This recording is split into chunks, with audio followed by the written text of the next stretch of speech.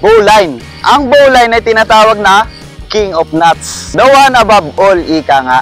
Ang bowline ay kabilang naman sa pamilya ng loop nuts. Ang iba pang tawag sa bowline ay rescue nut. Sa bowline ay gumagawa ng isang nut o bilog na hindi basta-basta kumakalas. Kahit gaano pa kabigat ang inyong dala, ang inyong buhat, hindi ito basta-basta kakalas. At the same time, madaling kalasin pagkatapos gamitin o isagawa ang inyong gawain.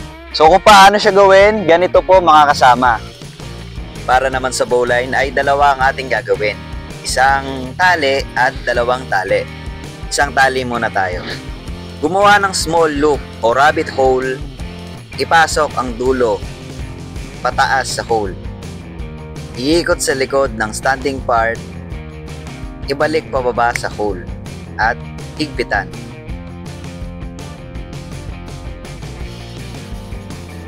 Ganito dapat ang kalalabasan ng inyong gawa.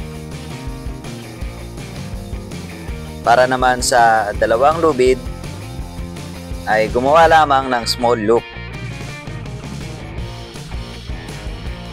Ipaikot ang lubid B sa likod at ilusot ito sa ilalim. Ipasok ito sa loop na inyong ginawa at hilahin, higpitan. Ganito dapat ang kalalabasan ng inyong gawa.